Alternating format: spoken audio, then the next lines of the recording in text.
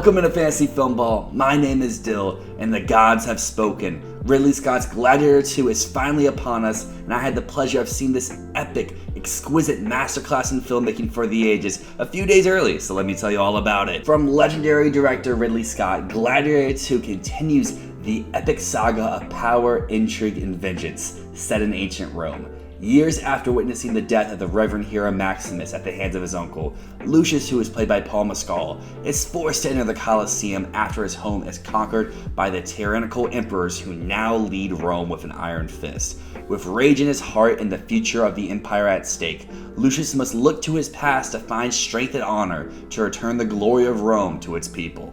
And before we dive in with my thoughts on Gladiator II, if you are new here, consider dropping a subscription to stay up to date with Matt and myself's Oscar predictions all year long, as well as maybe dropping a like on this video. It helps our channel continue to grow and reach people just like you. But for Gladiator II, this historical wartime picture, I think, dazzles with grand and immersive battle sequences that showcases that Ridley's unmatched ability to capture the chaos of war, even at 86 years old, is simply just unmatched. I mean, who else is bold enough to include sharks in the Colosseum or Paul Mescal biting an ape? I don't know. Ridley, he's just got the juice like that. And I mean, after Napoleon last year, where I found myself as one of the few people praising that film's direction and Ridley's collaborations with screenwriter David Scarpa, I feel even more vindicated and convinced this year around with Gladiator II, because Napoleon, I will even admit, as a major fan of that film, it's a little corny, it's a little cringy, it's a little memey. It was more on the comedic side and ranged into satirical commentary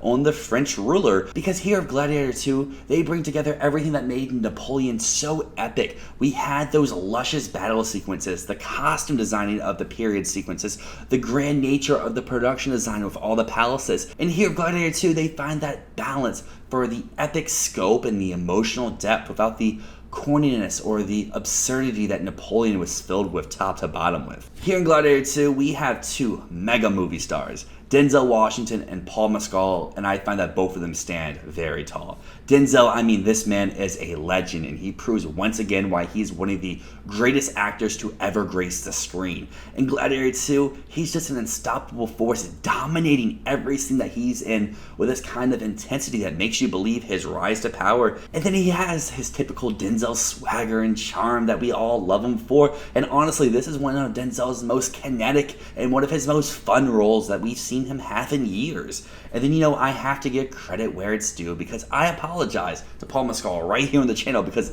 I didn't know you had the juice like that, because this film, at least for me, has officially cemented Paul Mescal as a major talent in today's Hollywood landscape. Following in Russell Crowe's footsteps is no small feat, but Mescal not only holds his own, but he imbues his character with a raw, magnetic energy that you can't help but root for. He channels the very essence of what a gladiator is, and you feel the brutality of his performance every second that he's on screen. And I found the rest of this ensemble to be pretty strong across the board. I mean, we have Fred Hechinger, we have Joseph Quinn, who play the Moor twin emperors. And then you had those reports and those rumors ahead of time that the performances from these two would be kind of something out of Napoleon, something outlandish, something memey, something morbid, but they still managed to excite. Joseph Quinn plays his role with a restraint, really just breaking out in moments of gold sporadically throughout the film, while Hechinger is the more eccentric twin of the two, whose portrayal adds a touch of levity to the madness. And both of these performances are major reasons why I think the comedy inside Gladiator 2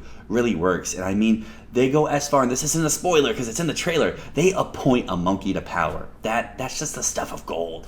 In addition, we all know Connie Nielsen is back. She brings along Pedro Pascal, and though I found them both to be very solid in their roles, I didn't feel like the script really gave them much time to shine, and their storyline tends to be the one that drags the overall film down a little bit for me. And while maybe Pascal and Nelson's characters feel somewhat undercooked in comparison to the rest of the film, I still feel like they're pretty great inside this film. And then another aspect of Gladiator 2 that I feel like really stands out to me, but I haven't seen a lot of other people talk about in their early social reactions, is this film's ability to seamlessly blend modern political undertones without ever really feeling forced.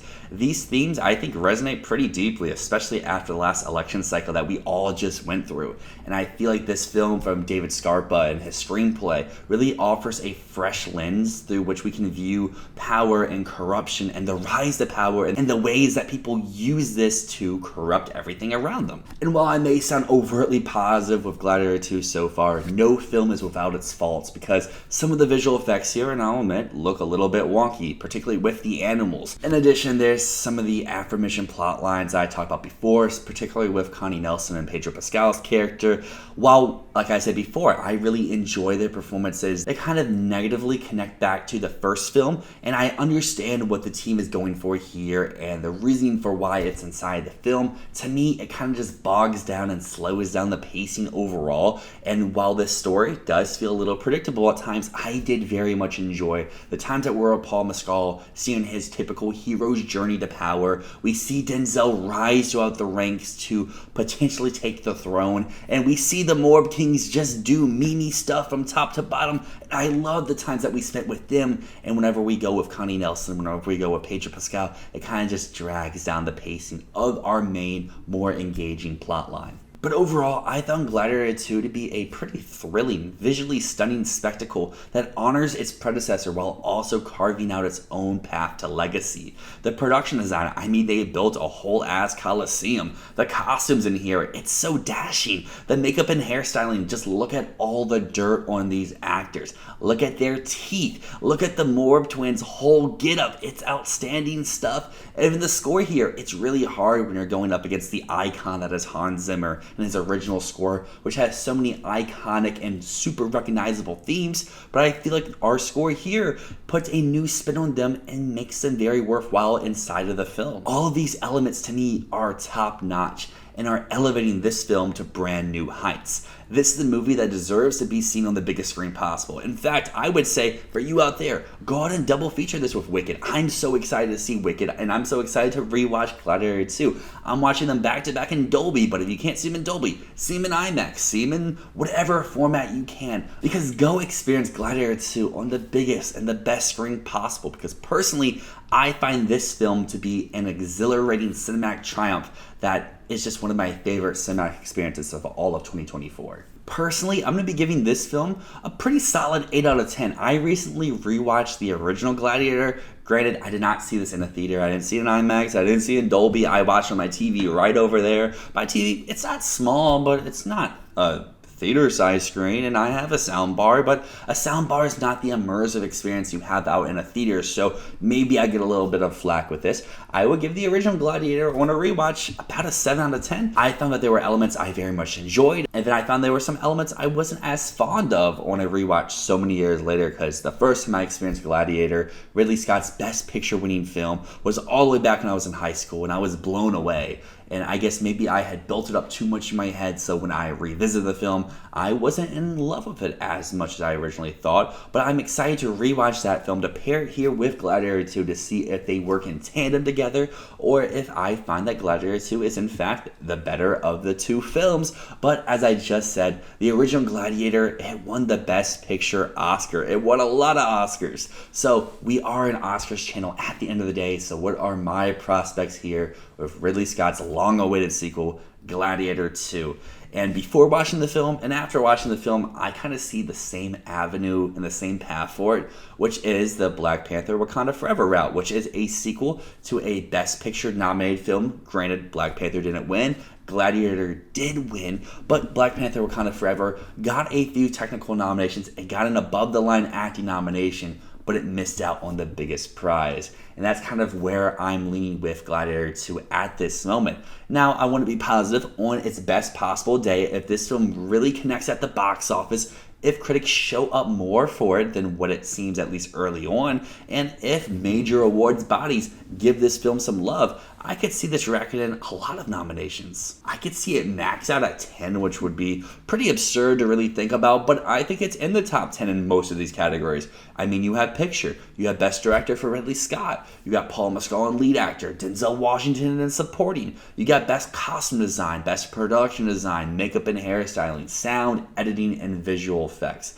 However, currently on this day, I only have it getting 5 nominations. Those would be Denzel Washington in supporting actor. I see people saying he should win. I love him inside this film. He's no Clarence Macklin. Clarence Macklin is sweeping the season. Denzel, he's going to get nominated. Hopefully this can be his first BAFTA nomination, but I do not think that Denzel is winning his 3rd acting Oscar for Gladiator II. In addition, I don't really see this film winning any of its potential nominations, but going from strongest to weakest of the rest of them, I think that production design and sound are basically shoo-ins. They're guaranteed nominations, just there's stronger things in those categories. Sound's got Dune, production design's got Wicked. Then we have costumes. Personally, I really like the costumes here. I've heard some complaints from other people, but I think this nomination, it's pretty locked up. And then lastly, there's visual effects, which I think it's that age-old one that we have, consistent nomination across the board, but it never really wins anywhere. So for me, I have Gladiator 2 racking up 5 Oscar nominations, and currently I have it number 13 in picture. However, if some other things start to stumble, but if the industry really goes out in support of Gladiator 2, maybe I could see a path for this to get inside Best Picture. But ultimately, those are my thoughts on Gladiator 2. As I said, I really like this one. I'm giving it an 8 out of 10. I would highly encourage all of you out there to go check out this film in theaters, whether that's Dolby, IMAX, Standard, Drive-In, however it is, on November 22nd. It's worth your time. It was one of the funnest cinematic experiences that I've had all year long. But if you made it this far in the video, and if you've seen Gladiator 2, let me know your thoughts down below. And if you haven't seen Gladiator 2, thank you for making it this far inside the video. I very much appreciate all of you out there who check in on myself and Matt's thoughts on all of these films. Consider dropping a subscription so you can stay up to date with all the content that we have here on Fantasy Filmball. A like helps us continue to grow, to reach more people. But until next time, my name's Dyl. This has been Fantasy Filmball. Peace.